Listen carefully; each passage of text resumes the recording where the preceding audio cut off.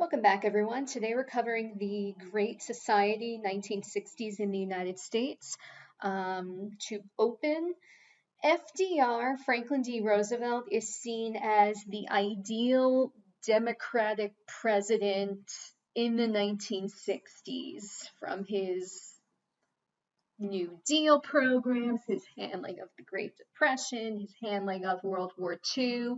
Democrat presidents after Franklin Roosevelt will all try to emulate him in some way because everyone wants to be just like Big Daddy FDR. Let's see how JFK and LBJ square up against him. So, it's 1960. It's a presidential election. Eisenhower served his 2 terms, and now we need a new president. So on the Democratic ticket, we have John F. Kennedy, and on the Republican ticket, we have Richard Nixon, who was Ike Eisenhower's vice president. Now, this election is also significant because television is used for the first time in a presidential election. We have our first televised presidential debate. Now, this debate televised is quite interesting because of a couple of reasons. People that watched the debate on TV felt that JFK, the Democrat, did a better job. However, people that listened to the debate on the radio seemed to side with Nixon. On the television, JFK opted for makeup to look a little bit better on TV. Nixon was also reportedly sick for that televised debate. As a result, looked sallow, didn't look as nicely as JFK. But perhaps this might have had a hand in JFK winning, and he does win the presidential election because he is just so dreamy looking. Not really. His platform was quite popular with the Americans, with New Frontier, which is what we're going to get to. He was Roman Catholic, which was gasp departure. Think about the 1800s and what people thought of Roman Catholics. Not so hot. So it's significant that in 1960 we get our first Roman Catholic president and our only Roman Catholic president to date. He was also kind of well known for an affair he had with Marilyn Monroe, and he was famous for his wife Jackie, who was seen as one of the most stylish first ladies in history, and also had a big hand in refurbishing and redesigning and redecorating the White House. So 1960, JFK's president, and his platform was the New Frontier. And there were a few different parts of it. First was urban renewal to kind of fix up the cities that had fallen into disrepair since the Gilded Age. He also wanted to focus on civil rights and reform the healthcare system in the United States. His defense, or his Cold War defense, we could call flexible response. And that was coined by Defense Secretary Robert McNamara, which was different from like a massive retaliation containment. It's kind of dealing with the Soviet Union on a case-by-case basis. He's also famous for starting the Peace Corps during his presidency, which provided social and economic aid abroad, and it's still around today. His economic policy, he advocated for tax cuts to stimulate growth, which is interesting because it's kind of a Republican thing to do, cut taxes, but JFK did it. However, he was assassinated in 1963, and his vice president, Lyndon Johnson, will succeed him. So let's see what Lyndon Johnson does. Johnson's program is going to be called the Great Society, and his plan was for achievements in 4 specific areas: education, medical care, immigration, and voting rights. So for education, he spearheaded the Head Start program, which provided free childcare for children ages 3 to 5 for low-income families, and these were families that maybe couldn't afford nursery school.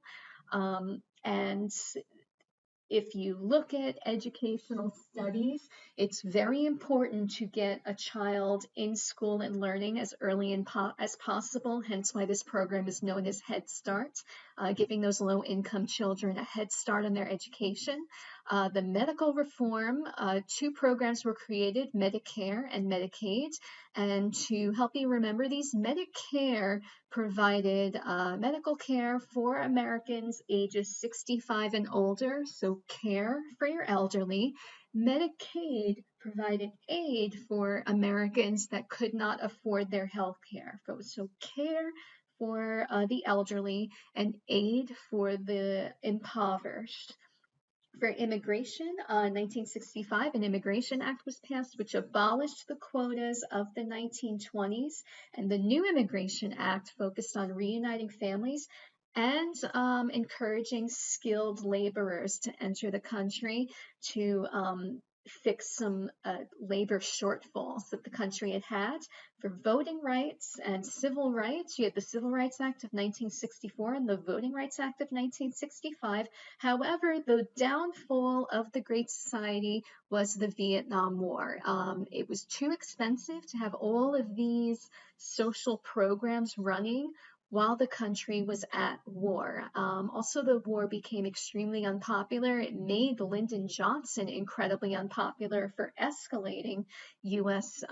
movement in the war. And as a result, he decides not to run for a second term as president. And this will be kind of, at least for a while, the end of the Great Society. So, how did these 2 initiatives, the New Frontier and the Great Society, operate in the shadow of the New Deal? This is a good little time to review for your upcoming exams. So let's look at the New Deal first. Now, the New Deal did not have any civil rights legislation involved in that. In fact, most people say that, or most historians say that the New Deal was hurtful or did not give minorities the same chances that it gave whites. The New Deal, if you recall, did not end the Great Depression. It helped alleviate the effects of it, but the only thing that ended the Depression was World War II and the mobilization of the U.S. economy that resulted from that. It also advocated the idea of deficit spending, meaning that the nation was always in a state of debt, spending more than it was taking in taxes.